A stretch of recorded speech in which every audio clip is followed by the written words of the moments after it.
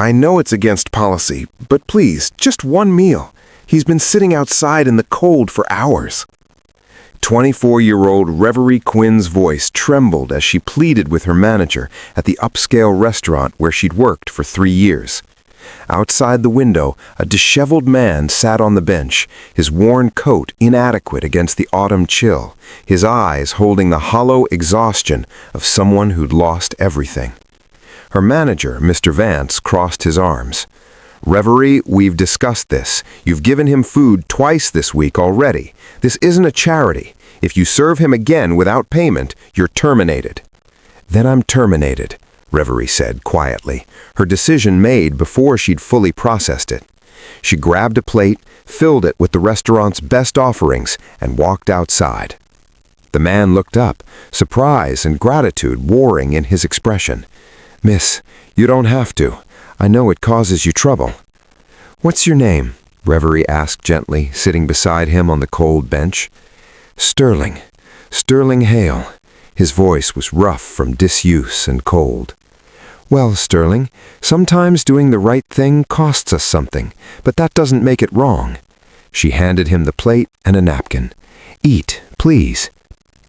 What Reverie didn't know was that Sterling Hale was the heir to a substantial fortune who'd been living homeless for 6 months as part of an undercover documentary on systemic poverty. What Sterling didn't know was that this young woman lived with her widowed mother in a cramped apartment, working double shifts to pay medical bills from her father's final illness.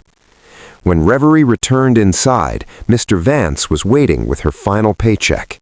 "You're fired, effective immediately. Clear out your locker." That evening, Reverie sat across from her mother, Meadow, trying not to cry. "I'm sorry, Mom. I know we need the money, but I couldn't walk past him again." Meadow reached across their small kitchen table, taking her daughter's hands. "Your father raised you to see people, not problems. Don't apologize for having his heart." "But the bills." "We'll figure it out," Meadow said firmly. "We always do. And baby, some things matter more than money, like knowing you can look yourself in the mirror." What neither of them knew was that their lives were about to change in ways they couldn't imagine. The next morning, Reverie arrived at the restaurant to collect her belongings, only to find chaos. The staff buzzed with news. The restaurant had been sold overnight. The new owner was conducting a company-wide meeting in an hour. Reverie slipped in through the back, hoping to avoid attention. But when the new owner entered the dining room for the meeting, her heart stopped. Sterling Hale stood at the front, clean-shaven, wearing an expensive suit, looking nothing like the homeless man she'd fed. Their eyes met across the room. His expression was unreadable.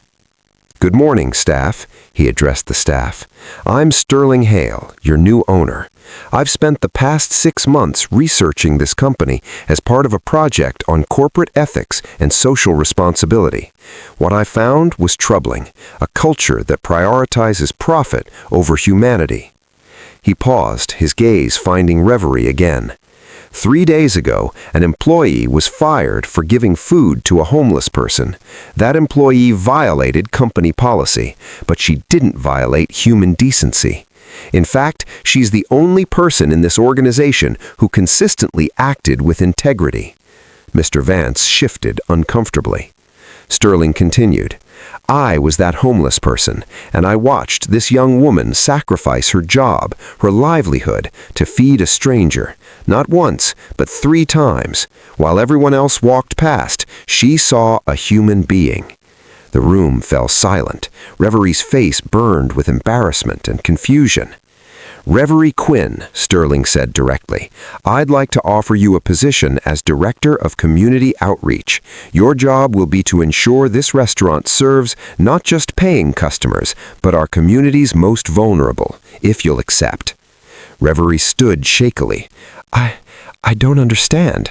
Why would you do this?" "Because you showed me something I'd forgotten while building my career, that success without compassion is worthless, that the true measure of character is what we do when kindness costs us something." After the meeting, Sterling found Reverie alone in the kitchen. I'm sorry for the deception. The documentary, the experiment, it was real. But my gratitude to you, that's real too. Revery's emotions were a tangle. You let me get fired. You could have stopped it. I could have, Sterling admitted, shame crossing his features, and I regret that deeply. I told myself I needed to see how far the injustice would go. But truthfully, I was testing you, seeing if you'd choose kindness even at great personal cost. That was manipulative, and I apologize. Why does my kindness matter so much to you? Reverie asked quietly. Sterling's voice grew rough with emotion. Because 6 months ago, I lost someone I loved. My business partner and closest friend died suddenly, and I realized I'd spent years chasing success while ignoring what mattered. I wanted to understand what we'd become, whether our company valued people or just profits. He paused. You answered that question. In a company of people following rules, you followed your conscience.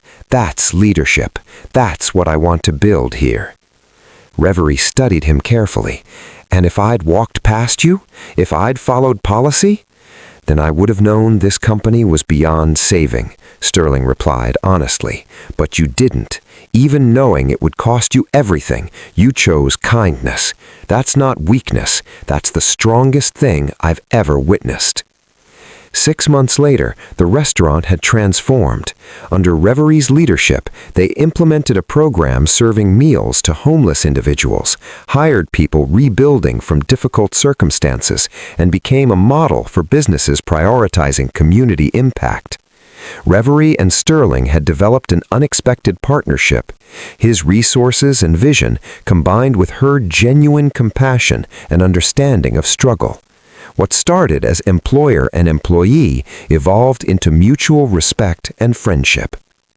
One evening, as they prepared for a fundraiser, Sterling found Reverie in the kitchen, tears streaming down her face. "What's wrong?" "My mom. The medical bills from Dad's illness. We've been drowning. I took this job thinking it would help, but the salary still isn't enough. We're about to lose our apartment." Sterling was quiet for a long moment. "Why didn't you tell me?" "Because I didn't want you to think I accepted this position for money," Reverie said. "I wanted you to know I'm here because I believe in what we're building." "I know that," Sterling said gently, "which is why I'm going to help. Not as your employer, as your friend. Let me cover those bills. Consider it repayment for 3 meals and a reminder that humanity still exists." Reverie shook her head. "I can't accept that. It's too much." "You gave me everything when I had nothing," Sterling countered. "You risked your livelihood for a stranger. Let me return the favor. Please, it would honor me."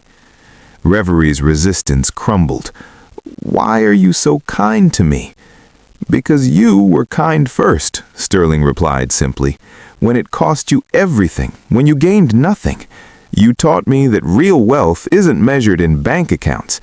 It's measured in the courage to help when helping is hard." 1 year after that first meal on a cold bench, Reverie stood at a podium before business leaders and community organizers, explaining their social impact model. Sterling watched from the audience, quietly proud. "This program exists because I chose to feed a hungry man despite knowing I'd be fired. I didn't know he would become my employer. I didn't know kindness would be rewarded. I just knew it was right." She found Sterling's eyes. "What I learned is that we're all one tragedy away from needing help. One job loss, one illness, one devastating loss from being the person on that bench.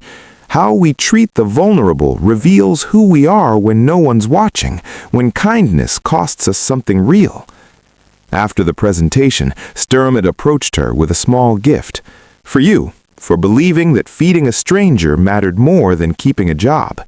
Inside was a framed photograph, Reverie handing him that first plate of food captured by the documentary crew. Below it, an inscription: "The moment everything changed. Thank you for seeing a person, not a problem." Reverie's eyes filled with tears. "Thank you for seeing value in kindness, for building a company that chooses people over profit. Thank you, his voice thick with emotion, for being exactly who you are, for reminding me that success without humanity is just noise. True character isn't revealed when kindness is convenient. It's revealed when compassion costs us everything and we choose it anyway. When we feed the hungry despite losing our jobs, when we see humans instead of inconveniences, when we risk what we have for people who can never repay us. Sometimes the person we help is testing us. Sometimes they're the answer to our struggles. But most often, they're just another human who needs to know someone cares. And that's reason enough. Give anyway. Help anyway. Choose kindness anyway. Not for reward, but because it's right. Because we're all just walking each other home, hoping someone notices when we stumble. If this story touched your heart, please like, share, subscribe, and comment. Let's spread more stories of kindness and hope together.